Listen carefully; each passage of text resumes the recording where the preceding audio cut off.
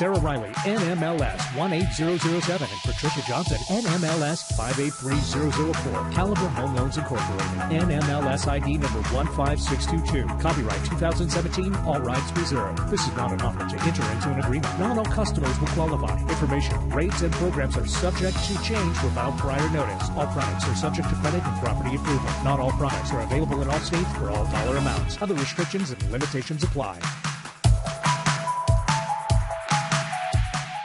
Welcome to Financial Fitness Northwest, coming at you live on 1150 KKNW. I'm your host, Sarah Riley. And I'm your co-host, Patricia Johnson. We're the Riley Johnson team. Woohoo! It's our goal to help people navigate their mortgage and real estate market with expert advice from knowledgeable and trustworthy industry professionals. Whether you're a first-time home buyer or a seasoned investor, we can help. We also strongly believe in giving back and empowering our community. It's our hope to provide our listeners with local charities and businesses to hopefully bring solutions to their daily life and provide you with opportunities to give back to your community as well. Welcome to our show. Welcome. Thanks for tuning in. We're reunited. Patricia, mom. Patricia's my mom. Patricia and I are reunited after 2 weeks. I've been in Hawaii. I know. I was gone the beginning of the month, and then Sarah was gone the end of the month, and so this is our reunion show. We've both been hosting on our own. We have been. It's been fun, but I'm glad we're back together. Me too. In so many more ways than just the show. Oh, yes. I miss my mama. Well, I was in Hawaii for 2 weeks. You know, we talked about Patricia was in Hawaii previous to that, different parts. Where were you at? Kona, the big island of Hawaii. Island, yeah. Mm-hmm. I was in Oahu, and I don't know if any of you out there have taken I'm going to call it a trip, not a vacation, with 3 children, because that's what it is. It is a lot of work. And I knew, but I didn't know until I got on the plane with a 1.5-year-old. So how'd that go? Did she like to fly? No. Or sit still? No. She's crazy. I mean, I love her. I made her. She's wonderful. But she never, ever, ever stops moving. And I knew that at home, but it's different when you are on a plane, okay? And also, you know, when you fly with a 1.5-year-old, they don't have their own seat, so they're on your lap. So it's like wrangling a screaming snake for 6.5 hours. There's not enough booze. It was hard. It was rough. And I mean, we have 3 kids, and so it's like me holding Dylan, and then Peyton and Reagan sitting next to me, and Randy, Mr. Randy, over in his own little aisle seat all by himself, just drinking, you know, whatever he was drinking. I don't even know. I couldn't see because I was wrangling a snake. I literally put her in the aisle and let her throw a temper tantrum.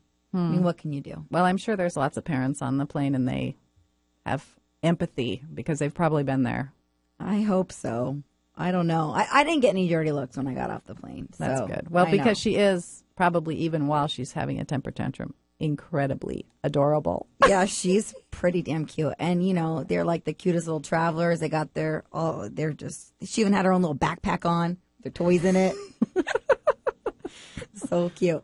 But it was fun. I mean, we went to Hawaii. We did it. It was great. I'm not taking my kids on a vacation for 3+ years. I mean, my next vacation is adults only because, keeping your children alive is a lot of work. Yeah, it is. Yeah. Especially when they want to run in the ocean, right? Yeah, they think it's just like an amusement park for them. The ocean is like a ride they ride on. They run into the ocean, topples her around. She stands up, looks at you, growls. I have it on video, so it's hilarious. And then runs right back in the ocean. You're just like pulling her out. Like, dude, you just swallowed half the sea.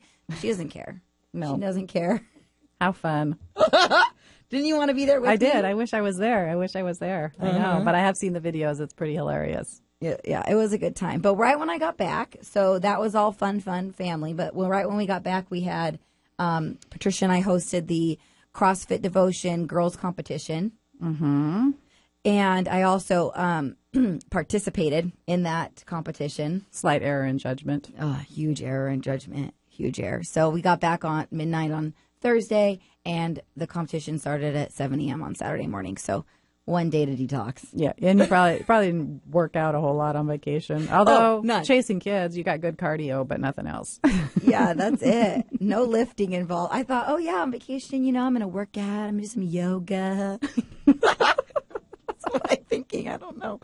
So, yeah, next time I definitely might bring my mom. Right. After hearing about it, I'm thinking there's a reason that we take separate vacations because I actually want to vacation. Right. Relax. Right. Well, maybe in 4 years. Yeah, in 4 years. Be good. But the competition went great. There was a huge turnout. And, you guys, if you are interested in CrossFit it was just such an uplifting, wonderful competition with all the women. There was all these women vendors there. It was wonderful. And we actually took 9th out of 27 teams in our, we're scaled. We're not the RX athletes, scaled. But the Riley Johnson team gave the winners the grand prize, $1,000. Pretty exciting. All in $1 bills, mind you. So it looked like a lot of money. Yeah. It is a lot of money. That's is. Good. I know. It's really I'm fun. sure they were thrilled.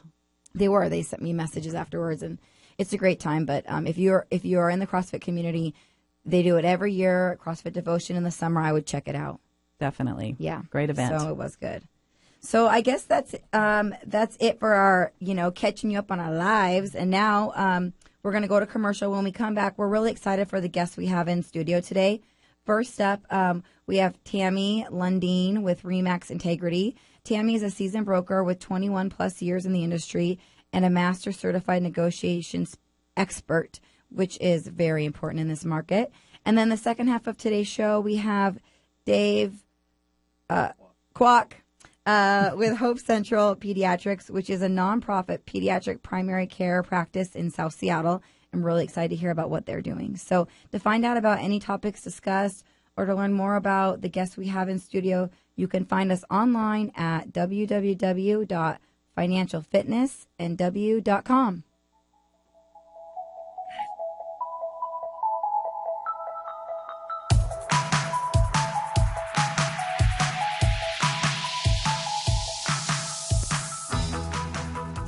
Are you intimidated by the seller's market we're in and unsure how to secure a home in a multiple offer situation? The Riley Johnson team with Caliber Home Loans has helped hundreds of buyers successfully secure the property of their dreams, even in this challenging market. A pre-approval letter from the Riley Johnson team carries more weight because we have the reputation of closing loans quickly with our state-of-the-art technology known as the ultimate home buying experience. To learn more about our premier service and technology to help you secure the home of your dreams, contact us today at Riley Johnson Team at CaliberHomeLoans.com or visit our website at RileyJohnsonTeam.com.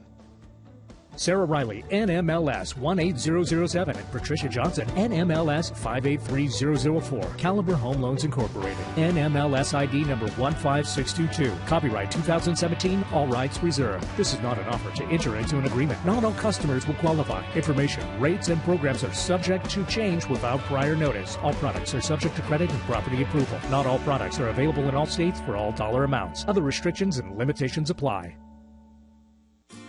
Hope Central Pediatrics is a non-profit pediatric primary care practice in South Seattle. Our pediatricians spend more time with each patient and work hand in hand with our behavioral health staff to care deeply for the whole child. In an era where primary care practices are pressured to see more and more patients at a faster and faster pace, Hope Central is investing in preventative care by reversing this trend. Hope Central reserves 50% of its patient capacity for families covered by Medicaid and other families with low incomes. We believe everyone in the community is healthier when each child has access to excellent health care. Find out more about Hope Central's services, philosophy of care, and mission at hopecentralhealth.org. And if you or someone you know is seeking pediatric care, we would love to talk to you. Allowing us to provide excellent care for your child helps us care for all of the children in the community. Hope Central Pediatrics. Time to listen, time to care.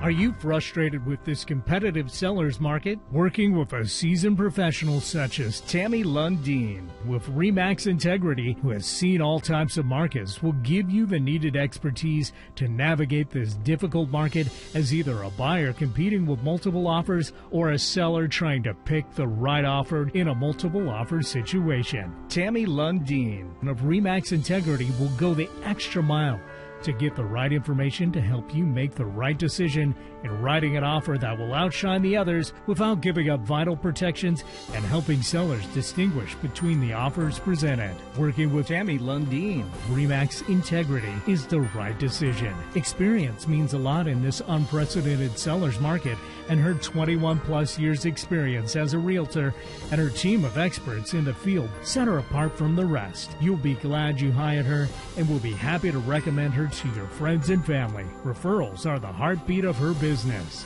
Call Tammy Lundin today at 206-380-1515 or visit TammyLundin.com. Are you intimidated by the seller's market we're in and unsure how to secure a home in a multiple offer situation? The Riley Johnson team with Caliber Home Loans has helped hundreds of buyers successfully secure the property of their dreams, even in this challenging market. A pre-approval letter from the Riley Johnson team carries more weight because we have the reputation of closing loans quickly with our state-of-the-art technology known as the ultimate home buying experience. To learn more about our premier service and technology to help you secure the home of your dreams, contact us today at Riley Johnson Team at CaliberHomeLoans.com or visit our website at RileyJohnsonTeam.com.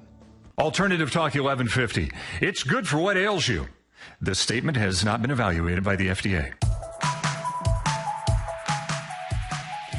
Welcome back. You're tuning in to Financial Fitness Northwest live on 1150 KKNW, where we help you navigate the mortgage and real estate market with expert advice from knowledgeable and trustworthy industry professionals. We are here with Tammy Lundin, who is a broker at RE/MAX Integrity and has been in the industry for over 21 years. Tammy is a wife, mother of 4, and grandmother of 3 with another one on the way. You're going to be one up on me, Tammy. Tammy takes such amazing care of her clients that she enjoys a business built mainly on referrals from past clients, family, and friends, and she truly becomes their agent for life. Welcome, Tammy, to the show. Thank you so much for having me so much, Patricia and Sarah. I appreciate it. Oh, yeah, we're glad to have you. So do you want to just kind of tell us a little bit about your business? Start off with, sharing how you got into the business and what your focus is. Yes, for sure. I wanted a career that would be flexible for my family, and I always had a passion for real estate growing up with a father that was a builder in commercial and residential. And I just always loved homes and wanted to have a flexible career, so I got my real estate license in 1995. And at that time, we had 4 children, and I took the youngest one with me previewing, and it was hilarious. We had a great time. She would go with me and give her honest opinion about some of the homes, and we laugh about that to this day. She's 23 now. And the opportunity to be in such a fun business, it's just my passion, helping people, because it's so much more beyond just selling them homes or helping them get their homes sold. It's people, and people have lives, and there's different reasons why they're selling. It's not always happy, and I'm always there for them for whatever reason beyond the real estate need. Yeah, I mean, you and your business, even, and us too, I mean, it's the same. It's really just so much about build these relationships with people, right? Yes, Yeah. and I've been so blessed with a referral base that I have and past clients and friends and family that remember me year after year, and sometimes I think, wow, I'm so blessed, and I really feel that way because I don't always have to be scrambling and cold calling and different uncomfortable things like that. I have a great referral business that give me great leads. Yeah, well, I can attest to the fact that you take such amazing care of your clients, and so there's no doubt that they come back to you. I totally get that. So. Thank you so much. So I think... in your intro, we mentioned that you went through this master negotiator class. So tell us a little bit about how that differentiates you and how that can come into play when you're representing your clients with this knowledge. Yes, thank you. Well, even though I am a seasoned realtor of 21 years, I found that the markets have changed dramatically. Oh, and yeah. It's like 1 year everything's wonderful. And so you have to be able, as a realtor, to be open to continuing your education. So when the MCNE designation came out, I thought, that's for me. And I really took care and pride. It's a series of 3 courses that you take. And then it's great information on helping you with sellers and buyers as far as presenting and writing the best offer for each situation. Because you can have 2 houses on the same block same floor plan, but much different situation depending on the seller and the buyer's needs. So it's just a really great course of study. And again, I wanted to continue my education and not just get stagnant in the business because it's an ever-changing market and business every day. Isn't that true? Yeah. Wow. Yes, that's an understatement. So are you split then? Do you work with buyers and sellers pretty much half and half, or are you, geared more towards buyers? Well, it's because I'm a referral agent, I do what my buyers or sellers need. So Okay. many times I'll have a seller that's selling, but then they need to go buy a home too. Mm-hmm. So I help many times with both sides of that because they want to work with somebody that they can trust. So I would say it ends up being about 50-50, and not by wanting it to be. It just ends up being that way. I love working with buyers, and I so love working with sellers, and each one has different responsibilities and different challenges depending on the market. Right. Well, so, do you often work with investors then as well, or? Yes, in fact, I do love to work with investors, and one of my past clients, she's doing a 1031 tax exchange, and that's a great way for an investor to basically swap investment properties and defer the tax hit that it would be. Right. Yeah. Can you elaborate a little bit on that? I just actually had someone call about a 1031 exchange as well. And I don't think, people don't really know at all what that is. And since you're going through it right now, do you want to share how that works for the client? Well, it's basically a like-kind transfer, meaning it has to be held as an investment over here and then buy another investment over here. And so it can be a condo to a house to a condo. It can be any kind of real estate held as an investment. And basically you put the money into a tax. We have a facilitator, a 1031 tax exchange facilitator. So at escrow, we'll transfer that money to the facilitator and hold it until you purchase another property. And it's very time sensitive. You have to identify the property you're going to replace in 45 days and then close in 6 months. Okay. So in this market, it's a little more challenging finding the replacement property. It takes a little bit more time, but as long as you're on it, it's great. So it's a great way for an investor if they want to change it up. Like, for instance, they're wanting to not have a 1-bedroom unit anymore, so they're exchanging that for a 2-bedroom unit. Again, it doesn't matter because it's held as investment. So that doesn't have to be necessarily a like property. It just has to be an investment property, and Correct. It could switch to any type of dwelling then. Yes, as long as it's held as an investment. It can't be a primary residence or second home. No, unfortunately. Yeah, that'd be great. Avoid taxes. I know. That would be no need for us. Really, we'd be out of business. Not good. That's funny. So moving on. So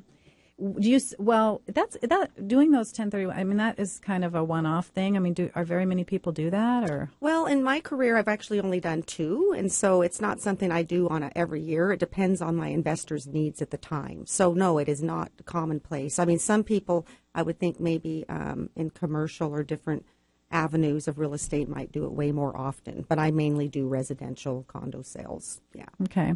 It's a piece of my business, not the full package. Yeah. So what are you seeing out there in the market then as far as, working with buyers? I mean, we all know it's kind of a tough market right now. Inventory is low, right? I mean, we kind of all thought going into it's supposed to be approaching summer. You wouldn't, well, maybe today you'd believe it. Yeah, today. But, the inventory usually starts to perk up, and it seems like it hasn't. Are you experiencing a lot of escalation clauses, we do, especially on the east side. But, what have you been experiencing with your buyers? Well, funny you would ask because it's definitely filtrating south. And I even experienced multiple offers in Graham. Wow. And, you think, there's going to be a lot of inventory in Pierce County. Well, those south end communities are also experiencing the same kind of a seller's market. And yes, we are pulling out that good old escalator clause. It's good and bad depending on what side you're on, honestly. And sometimes I use it often recently with the buyer because we don't want them to have to overpay. But in a way, it's not as great sometimes because it kind of tips your hand as to what you would be willing to pay. Right. It's a beginning and an end with an increment. And so I found it's effective with buyers, but then I've had sellers that will just throw them all out and say, bring your highest and best. Oh, really? Because it does cap it out, and they don't want to cap. They want to get the top that you have on your escalator clause. So it's been interesting, And with the lack of inventory and the buyers wanting to get a deal secured, they're willing to do that. So, yeah, so I think we should explain a little bit of what an escalation clause is for people who don't know, right? Sure. I mean, you're starting you're saying, I'm going to buy the house for $300,000, right? Up to $325,000. Yes, in a certain increment. Right. So you're saying I will pay $1,000 over the highest offer up to $325,000. Is that how it works? Yes, that's how it works. But I found that middle number, that how many thousand you'll go above, is the kicker right now. It's not where you're getting to, but it's how many thousand you'll go above. They want to see a bigger number, like 2,500 above, yes. 5,000 above. Yes, that's exactly it. And before it's like, oh, we're just going to do $1,000 increments, but now it's like that increment is just as important as where you're going to, because it gives the seller a thousand more, 1,500 more. Right. It is very interesting. Things have definitely changed. And then, are you guys experiencing down in Pierce County are the values coming in with people escalating? Are they still coming in at value, or? Well, we haven't. This particular property I'm talking about, we did not do an appraisal because it was a cash transaction. Oh, well, that's nice. But I think that it would, and definitely Pierce County is in a spot where King County is so high, and it is remaining high for sellers. Pierce County, I think, has a little room for growth. Mm-hmm. And I mean, I think King County does too, but I'm just saying Pierce County hasn't quite gotten as crazy as up here. So but it's still, the frenzy is there. There's limited inventory causing the same kind of multiple offer situations. Right. Have you had any appraisal issues with these escalation clauses yet? Have you seen any issues with that? I've had a few low appraisals, and I'm trying to think if it was from the escalation clause. I'm sure it was. But yes, especially in the condominium market, because you're so tied to what's sold in that complex. Yeah. Where a house, you have a little bit maybe more flexibility. So I have had a few low appraisals on condos, not major, but, a couple thousand. It can be devastating to a seller if they're trying to move on. But So, it is a definite problem is the low appraisals.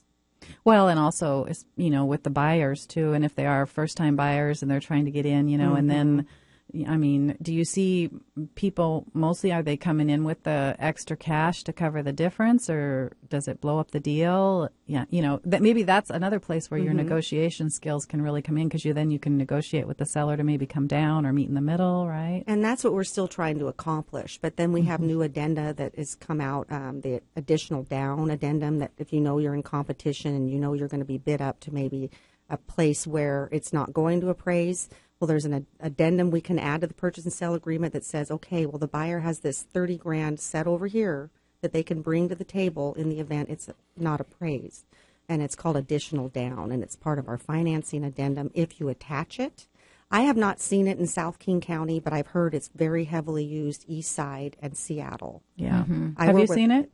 Yeah, I've seen it. Well, what I see mostly is people are doing up here is that they're saying, okay, we're going to we'll waive the appraisal up to $30,000. In the case of a low appraisal, we'll pay up to $30,000, rather than waiving the whole appraisal. But a lot of people are waiving the whole appraisal. But then what's happened is that they don't have an extra $30,000. So in that situation, they have to change their financing. They actually have write it out, a financing addendum saying, in the case of a low appraisal, I'm now going to be putting 10 instead of 15% down, and I have $30,000 to put towards the low appraisal. And that's when having strong financing comes into play, because we're really involved with both agents during a transaction like that to reassure them that they do qualify both ways. I provide 2 different pre-approval letters in a case like that. So are you guys experiencing people waiving appraisals on the south side?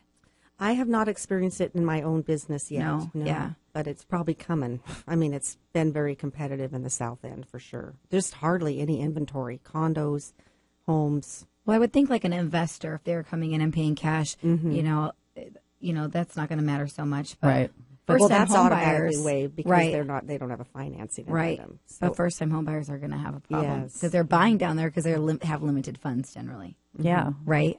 Yes. Yeah, it is a problem. And then they waive the, or inspections, waiving the inspection, and then they get into trouble. It's just, I don't know. It's kind of a scary market it really is. Yes. I mean, if you have lots of deep pockets, I guess it's not quite as scary, but for a lot of people, I think it's kind of a scarier scarier time. It for sure is. But then, of course, the rents are going so crazy that these people need to get out of their rentals and get, get into a house. I mean, putting all that money to nothing. Yes, So whole nother topic. we need to find them houses, don't we, Tammy? Exactly. Something affordable out there. Speaking of, I mean, what do you think the best buys are in this local market? I mean, is there something specific to look for? Well, Or areas, maybe? Yeah, I mean, I'm still seeing properties under 300 in the Auburn area Really? and parts of Pierce County, the north part of Pierce County, even in Kent. But you might have to do some cosmetics and some little bit of elbow grease to fix it up. I'm seeing that it's very competitive out there as far as condition of the home. If they are going to want top dollar and do all this bidding war, it can't be just so-so. It needs to be like over the top, really nice, at least in South King County.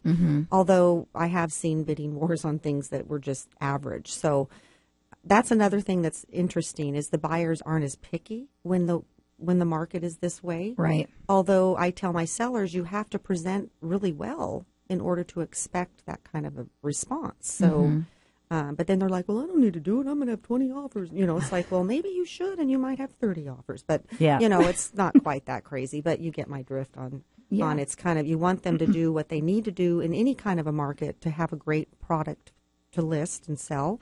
But then sometimes they think they cannot do some of the stuff because the market's so crazy.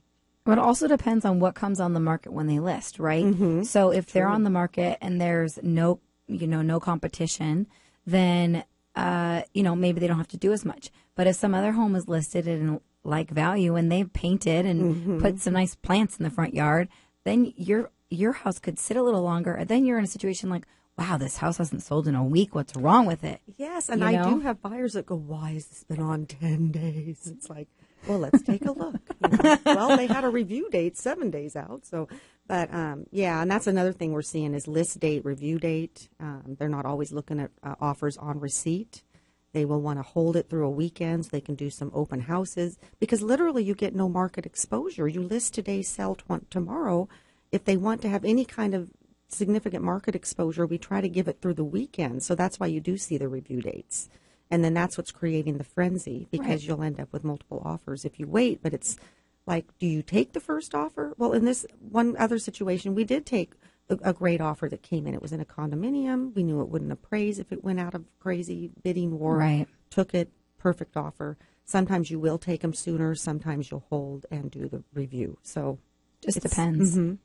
So as far as listing strategies, I guess that's one as far as like putting that date out there and giving some time. Is there anything else that you recommend to your sellers? Well, just clearing everything out because that's still very important. They still have to be able to see what they're buying and minimal repairs and just the same things we've been doing year after year with getting a property sold. Staging is way more important. There's no more real vacant homes. I mean, you can do that, but it's better to have some kind of staging going on. People, with the internet the way it is and everybody shops online, the pictures are so important. Yeah.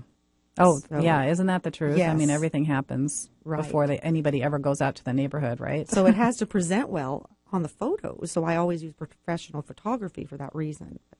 Well, thank you so much, Tammy. This has been really, really helpful information. I'm Very sure our informative. listeners are going to learn a lot from that. Thank you so much. You are welcome.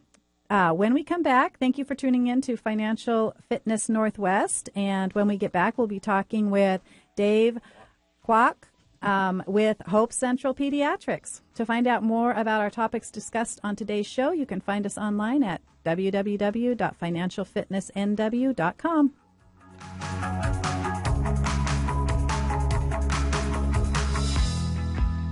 Are you frustrated with this competitive seller's market? Working with a seasoned professional such as Tammy Lundin with RE/MAX Integrity, who has seen all types of markets, will give you the needed expertise to navigate this difficult market as either a buyer competing with multiple offers or a seller trying to pick the right offer in a multiple offer situation. Tammy Lundin of RE/MAX Integrity will go the extra mile to get the right information to help you make the right decision in writing an offer that will outshine the others without giving up vital protections and helping sellers distinguish between the offers presented. Working with Tammy Lundin, RE/MAX integrity is the right decision. Experience means a lot in this unprecedented seller's market, and her 21-plus years experience as a realtor and her team of experts in the field set her apart from the rest. You'll be glad you hired her and will be happy to recommend her to your friends and family. Referrals are the heartbeat of her business.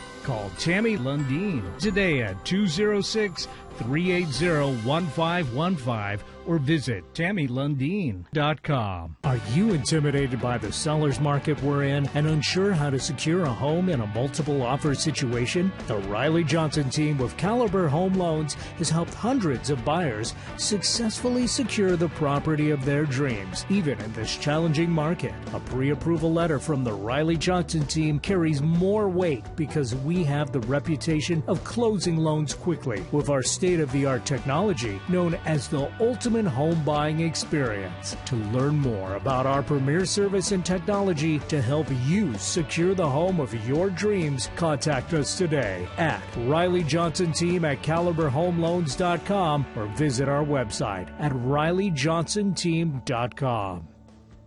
Sarah Riley, NMLS 18007, and Patricia Johnson, NMLS 583004. Caliber Home Loans Incorporated, NMLS ID number 15622. Copyright 2017, all rights reserved. This is not an offer to enter into an agreement. Not all customers will qualify. Information, rates, and programs are subject to change without prior notice. All products are subject to credit and property approval. Not all products are available in all states for all dollar amounts. Other restrictions and limitations apply. Hope Central Pediatrics is a non-profit pediatric primary care practice in South Seattle. Our pediatricians spend more time with each patient and work hand in hand with our behavioral health staff to care deeply for the whole child. In an era where primary care practices are pressured to see more and more patients at a faster and faster pace, Hope Central is investing in preventative care by reversing this trend. Hope Central reserves 50% of its patient capacity for families covered by Medicaid and other families with low incomes. We believe everyone in the community is healthier when each child has access to excellent health care. Find out more about Hope Central's services, philosophy of care, and mission at hopecentralhealth.org. And if you or someone you know is seeking pediatric care, we would love to talk to you. Allowing us to provide excellent care for your child helps us care for all of the children in the community. Hope Central Pediatrics. Time to listen, time to care. Make it a great day. Keep your dial on Alternative Talk 1150.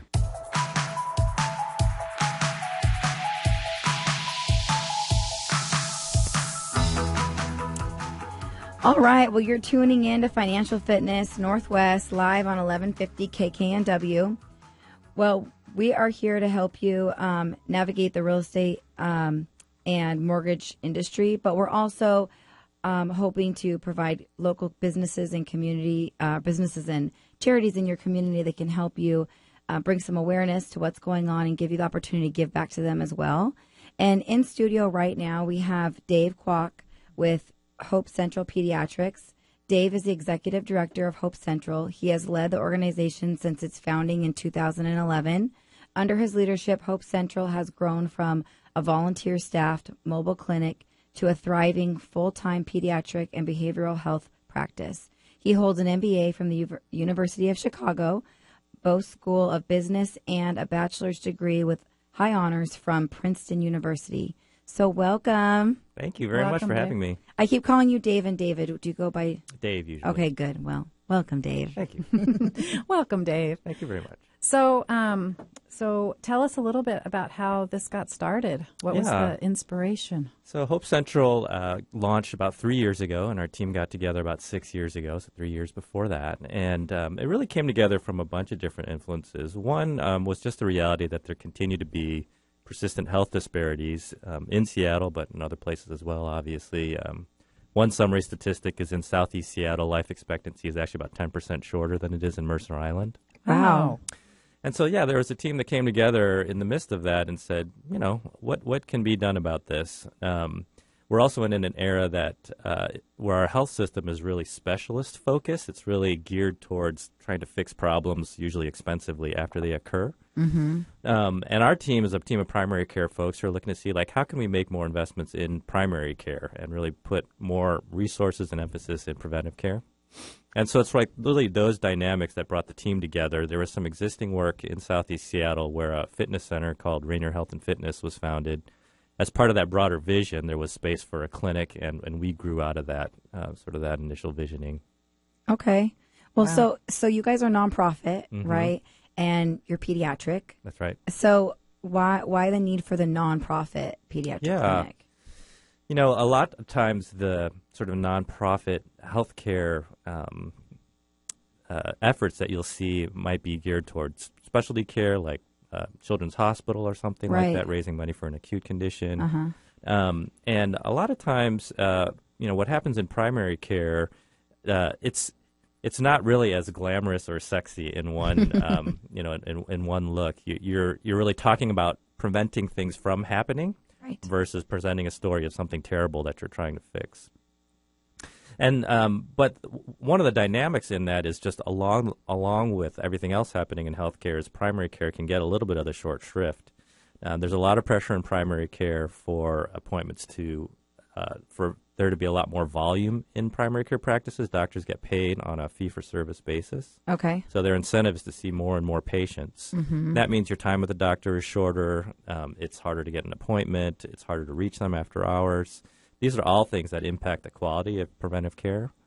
And so really the only way to try to turn that on its head was to organize as a nonprofit and say, you know, certainly it's worth it for society to invest in care for acute conditions like childhood cancer and things like that. But it's also important for the community to invest in a primary care setting where we can actually spend the time with patients to get to know them, to get to know their complex health needs, to bring the resources to bear that can really change sort of the direction of a kid's growth and development. And so really that's the basis for organizing how we are. It's so incredible. That is. It's really awesome. I mean, that's so true, though. It's like you do kind of feel like nowadays kind of like a number, and you know, and you can only, if you go to your doctor and you have a pain in your knee and your shoulder, you can only talk about one of them at a time, and you have to make another appointment for the other thing because they don't let you, or be referred to somebody else. Yeah, it's pretty crazy. Yeah, that's right. So what's unique about Hope Central? Yeah, so we really think about ourselves along kind of two major axes. One is what we call enhanced physician access. So this is the idea that we intentionally focus on a smaller patient panel, a smaller number of patients, so we can spend more time with folks. So practically this means that we're booking half-hour appointments instead of 15-minute appointments. Our well-child appointments are typically 45 minutes long. So it's really enough time to not feel rushed, to not only get all your concerns out with your physician, but also have some ability to actually get to know them as a person. So that, you know, certainly is better from an experiential as a patient, just feeling like your doctor hears you. But it also is shown in the research to improve outcomes, health outcomes. Kind of the second big axis when we think about ourselves is integrated behavioral health. And this is really just the idea of creating a primary care context for mental health issues alongside medical issues. So mental health is one of those weird things where it's just hard to access.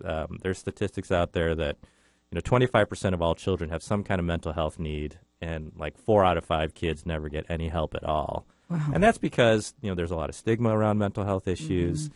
It's also, mental health is set up more of a specialist system. If you talk to a therapist, you might be talking to them for a long time with a lot of money. Mm-hmm. Primary care is very different, where you don't exactly know what's wrong. You go and see your doctor, and they help you figure out what's wrong.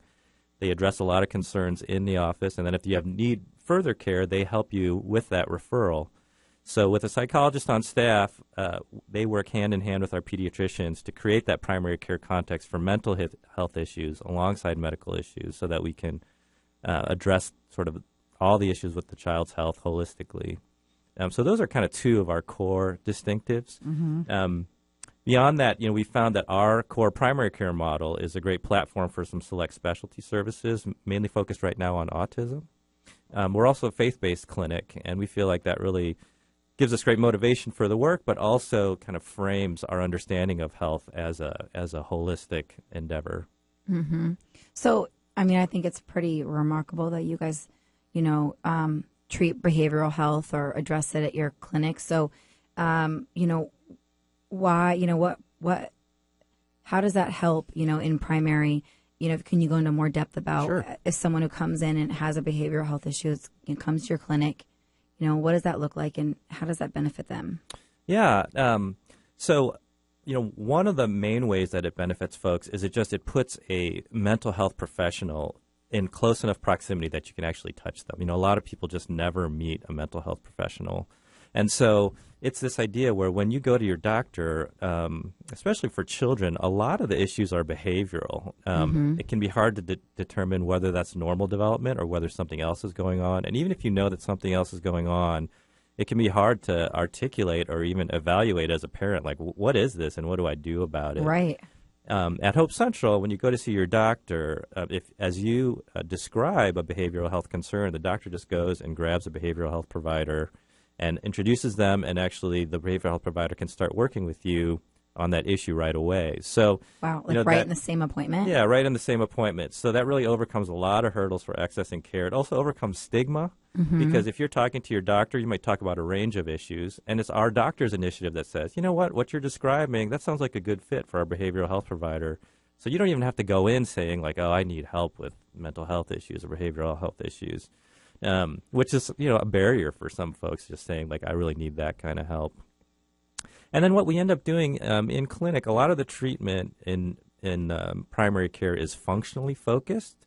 So, for example, if a kid is depressed, we'll find out, like, well, how's that depression actually affecting your day-to-day life? Well, actually, I'm really having a hard time getting up to go to school. It's like, oh, okay, well, like, let's create some interventions that are really focused on that behavior, because that really improves your life immediately. And oftentimes, if you can work on that has a lot of spillover effect to the underlying cause. And you're really giving people skills on how to deal with behavioral health concerns. And then if there's needs beyond that, then we can make those referrals for further counseling. We can help coordinate that care and make sure that the services they're getting outside of primary care are really continuing to meet their underlying needs. So there's a lot of benefits for having behavioral health integrated. Yeah, I like that a lot, because then it's like you're not, well, here, have some Prozac. You're actually trying to get to the bottom of what like you say, what the behavior is, what the routine is, maybe change up the routine to help the behavior, which is And it's so also awesome. in the context of an ongoing relationship with your physician, right? So it's not a one-off treated in isolation. It's treated in the context of everything else that's happening with your health and with kids, over time as they develop. Mm-hmm. Well, especially being a parent, you really don't know. Sometimes you're like, is this normal behavior? I mean, I'm like Googling things. Is this normal? I don't know. And so just being able to talk to your doctor and say, is this normal? And they're like, oh, yeah, that's totally normal. Oh, actually, let me have you talk to, and they just come in. Because I think there obviously is a huge stigma, but to tell someone like, oh, there might be an issue, so let me refer you to so-and-so. Like, how many people don't even call, or they build it up, which probably puts, a bigger issue on the child, but maybe not even has a behavioral issue. Right now you put this in their head, they have to go see a special doctor, right? So you just eliminated a ton of issues and probably, either solved problems for people that didn't even know they had a behavioral issue, or eliminated them even thinking they had one. Yeah. One dynamic that's a little bit hidden is that, most mental health issues for kids and adults manifest in primary care with doctors. Really? But doctors have limited training. They have some ability to deal with those things.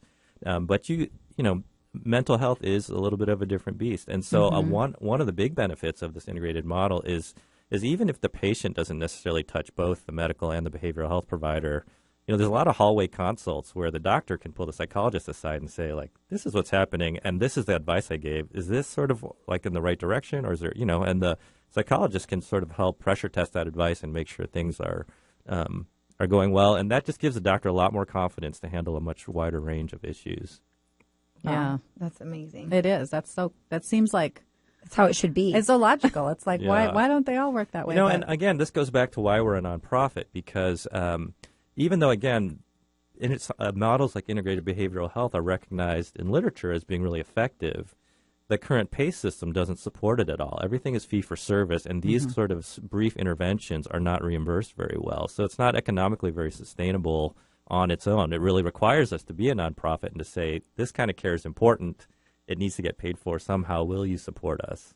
So just so I'm clear, so I mean, our insurance isn't paying for care at your clinic, right? So actually, we are taking insurance. The reason that we also are a nonprofit is because insurance reimburses medical care on a fee-for-service basis. Right. So in primary care, if you make the intentional decision to spend more time with patients, it just means that you can see less, on any particular day, and your revenue goes down.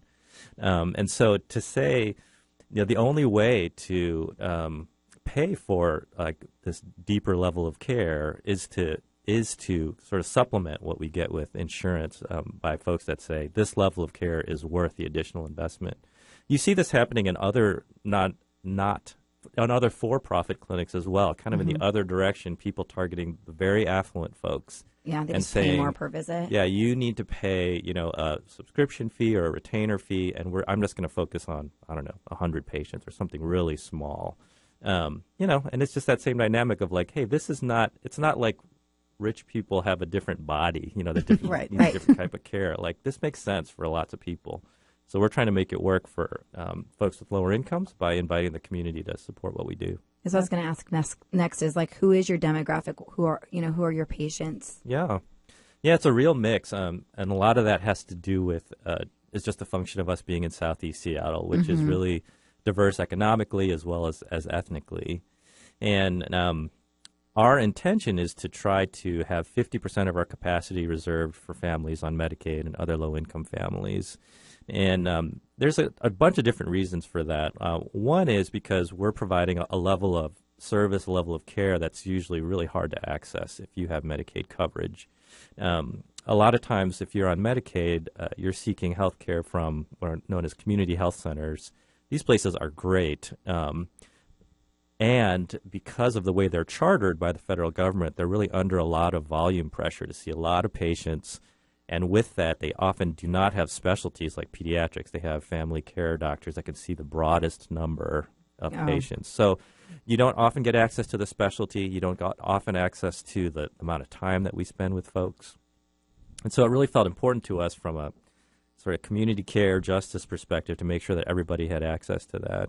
But we also feel like, healthcare is this unique opportunity where we, as people come, and regardless of your background, we have very similar needs. We care about our kids and we care about their development. And if a rich kid has asthma and a poor kid has asthma, like there's still like you want to give those kids the best care they can. And so we feel like, hey, there's an opportunity here to bring different kinds of people together that might not normally connect that much over some common fundamental health issues. So yeah, we have a real mix. A lot of professional folks coming to us because there's not a lot of pediatric practices of any kind in Southeast Seattle. We also are co-located actually in a building that is a homeless shelter for women and children. So we see a lot of those families as well. And it's great sort of on the other side of it to just see all these different kinds of families coming in and to know that everyone is getting really excellent care. So fantastic. Well, there's so many things we didn't even cover, but we're out of time, and I want our listeners to know how they can help support Hope Central. Yeah. So several different ways. You can definitely come to our website just to learn more about us, hopecentralhealth.org. We would love if you have a pediatric care need for your child or a friend's child, just to check us out. When folks come to us for care, it really helps us care for the whole community. And certainly if you're moved to support us financially, would welcome your donations. We actually have a fundraiser coming up in the fall, October 14th. There's a little bit of information about that on our website as well. So I would love to meet you there. Perfect. Awesome. Well, I did promise Rachel Wilson that I would throw her out, give her a little name drop. That's how I met you. She interns there as a psychiatric. Yep, she's a doctoral psychology student, and she's interning with us as a behavioral health provider. So I'm so glad she connected us and you were able to come on the show. So thank you guys for tuning into Financial Fitness. When we come back, we're going to have the Riley Johnson team market update. Today, we're going to talk about tax returns. So to find out about any topics discussed in today's show, You can always find us online at www.financialfitnessnw.com.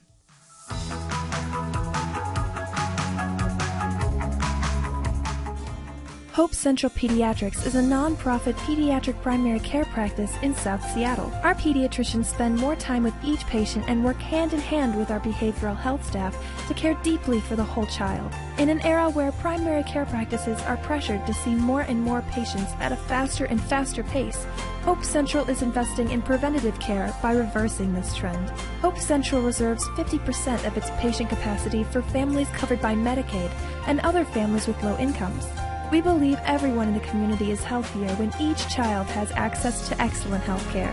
Find out more about Hope Central's services, philosophy of care, and mission at hopecentralhealth.org. And if you or someone you know is seeking pediatric care, we would love to talk to you. Allowing us to provide excellent care for your child helps us care for all of the children in the community. Hope Central Pediatrics. Time to listen, time to care.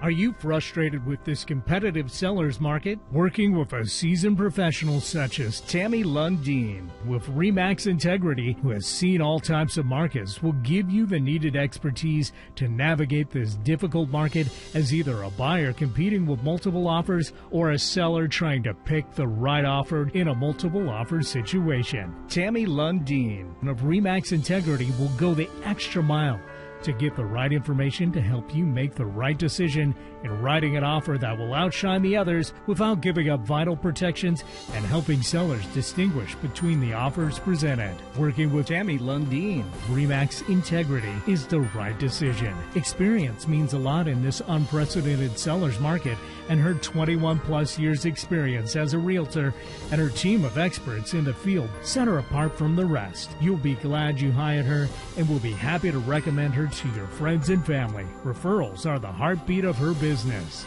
Call Tammy Lundin today at 206-380-1515 or visit TammyLundin.com. Are you intimidated by the seller's market we're in and unsure how to secure a home in a multiple offer situation? The Riley Johnson team with Caliber Home Loans has helped hundreds of buyers successfully secure the property of their dreams, even in this challenging market. A pre-approval letter from the Riley Johnson team carries more weight because we have the reputation of closing loans quickly with our state-of-the-art technology known as the Ultimate Home Buying Experience. To learn more about our premier service and technology to help you secure the home of your dreams, contact us today at Riley Johnson Team at CaliberHomeLoans.com or visit our website at RileyJohnsonTeam.com.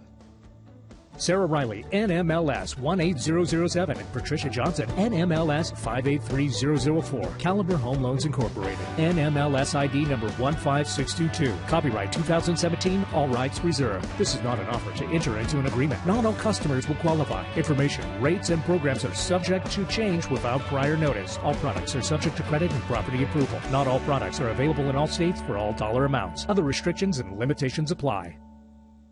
Organic, free range, and fresh daily. Alternative Talk 1150. You're tuning in to Financial Fitness Northwest live on 1150 KKNW. It's now time for the Riley Johnson Team Market Update. We are dedicated to provide the tools you need to make informed decisions on how today's events in our local economy can affect your buying power. Yes. So tax season. Taxes, right? We probably, I mean, if you got a refund, you probably already got it back. But I just filed mine on the 18th. So I thought we should touch on it. I was just reading this article about, it's tax season. It's that time of year. And a lot of people are getting money back. So what are you doing with your money? That's what I want to know. Yeah. What are you doing? Well, 41% of you are saving it, which I think is pretty good. I mean, really, it's your money anyways. The government just saved it for you. But they didn't pay you any interest, so that's not good. Not a great way to save. No, but if you took that money and then, put it back into your savings account, you're just paying yourself back with your own money. Mm-hmm. But to me, that thinks I scream potential home buyers because now you got money in the bank. You got down payment. That's right. Right? That's right. Uh-huh. Well, 38% of the people are paying off debt, so that might be a good thing, too. Mm-hmm. Get rid of those credit card interest payments. Yes. Those are not healthy to have, so we like that. Also, if you have a revolving debt and you pay that down, it could help your credit score, and then you become a home buyer. Woohoo! And you paid it off, so therefore you qualify for more. Yeah. Yeah. I know. There's so many benefits So to that many. tax return. I know. This is just organically happening that you are all home buyers because you got tax money back, but it's natural. So 11% go on vacation. Yeah. Boo. No. Staycation. That's the way to go. Staycation. Buy a house. In your new home. Well, there's 5% that go out and buy a major purchase such as a car or a home. Woohoo! We want to bump that 5% up. That's what we want. 'Cause No, we you just feel- take that 5% and you add it to the 41% and you're at 46% ready to buy a home. There you go. Yeah. A lot of new buyers out there ready to know. go. Need to call the Riley Johnson team so we can help you out. Heck yeah, you do. Because, if you did get somewhat of a sizable tax refund, you will be surprised. You probably have enough for a down payment or at least down payment assistance. You've got your closing costs and prepaids. Yeah. In all seriousness, I mean, if you do have a few thousand that could cover some closing costs and you could qualify for a down payment assistance program, you could be in a house and get out of those high rents that people are charging these days. Yeah, you should never wait. You should always talk to a lender, the Riley Johnson team, and find out what you qualify for. Yeah. It doesn't hurt to get pre-qualified. No. And then there's this little 5% we don't want to speak of that splurge on some random thing. They went out and bought some expensive purse or Some something. depreciating asset that they won't even like in a few months. So Yeah. don't No. do that. Bad investment. But actually, I did read that last year, 2016, the average first-time home buyer only put 6% down for their down payment. So 6%, that's not a lot. No. You could be close. And like we say, you don't even have to have it if you qualify for down payment assistance. Lots of options, so you should check it out. Yeah. Call the Riley Johnson team. That's right. So you can also always find information about our mortgage business on our website at www.financialfitnessnw.com. Connect you right there to the Riley Johnson team. So thank you so much for tuning into our show. We hope you found the information valuable. To learn more about any guests that we had in studio today, please go online. Also, if you have any questions about topics discussed or suggestions for future topics, we would just love to hear from you. So thanks for tuning in. Have a great week. See you next Thursday. Talk to you See you next week.